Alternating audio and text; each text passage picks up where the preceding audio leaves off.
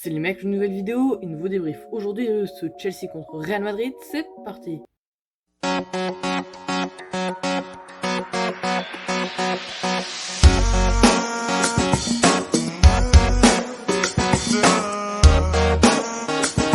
Bon là, un match ultra important que j'attendais beaucoup évidemment en tant que supporter du Real Madrid.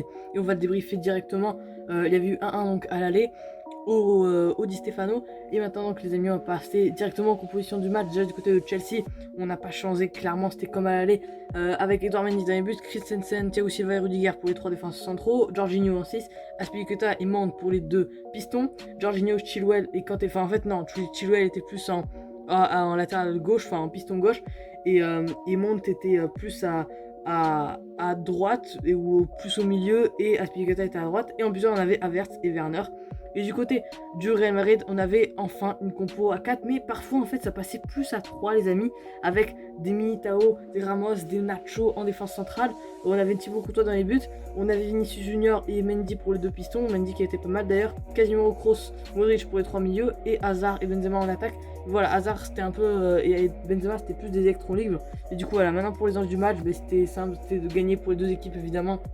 Le Real en tout cas de match nul 2-2 ou plus, c'était une qualif des Madrilènes. En cas de 1-1 prolongation, en cas de 0-0 ou de victoire de Chelsea, c'était une qualif de Chelsea. En cas de victoire du Real, qualification donc du Real Madrid. Dès le début de match, le Real pousse et on met de l'intensité, et je sens les gars qu'on va faire un bon match. Mais pourtant la première vraie occasion ça sera pour Chelsea, frappe de Rudiger mais arrêt de Courtois.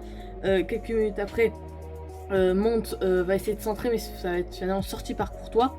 Et là les gars, le Real va avoir plusieurs offensives, mais Edouard Mendy est vraiment dessus, il est bon. Et Chelsea à un moment va avoir un but refusé sur donc un centre de Chilwell repris par Werner. Et pour une fois qu'il marque, et le but est refusé, mais quelques minutes après il va bien marquer finalement sur un ballon piqué d'Havertz qui touche la barre, tête de Timo Werner, qui est tout seul. Voilà, il a eu beaucoup de chance et finalement se fait but pour Chelsea alors que le Real dominait largement. Mais le Real va essayer de réagir à un moment avec une frappe de Karim Benzema, mais arrêt incroyable de Mendy. Et quelques minutes après, Benzema va encore se confronter à l'ancien René sur une tête, sur un cintre, mais ça sera finalement arrêté donc par le gardien Edouard Mendy.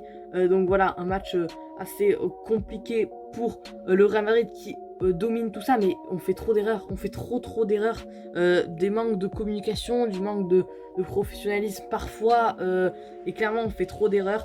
Et même si on domine et qu'on met de l'intensité, il faut faire mieux.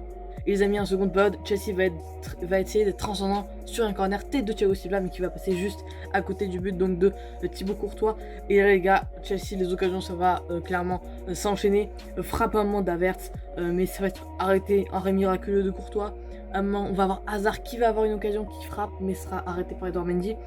Et un moment, Kanté sur une contre-attaque bien menée par Werner, donc qui décale le français. Frappe de Kanté, et Valverde qui est rentré et qui nous a fait du bien, la sort. Heureusement. Maintenant donc on va passer au top et au flop. Déjà pour les tops, Courtois, ok il s'est pris un but tout ça, mais il a été super fort Courtois, il a vraiment été incroyable. Et donc je le vois, voilà. Dans les hommes du match, j'ai bien aimé Ramos, honnêtement voilà, ce retour était vraiment cool, j'ai trouvé. Mais Edouard Mendy, oui aussi je le mets en top, mais également Ferland Mendy que j'ai trouvé vraiment pas mal. Havertz ça a été super bon, Kanté également, Chilwell du côté de Chelsea, on a eu Rudiger aussi qui était pas mal, Benzema fait son match. Et au niveau des flops, déjà au niveau des flops, il y aura que des joueurs du Real. Déjà Kroos pas du tout bon, Casemiro pareil, Nacho il s'est fait passer beaucoup trop de fois.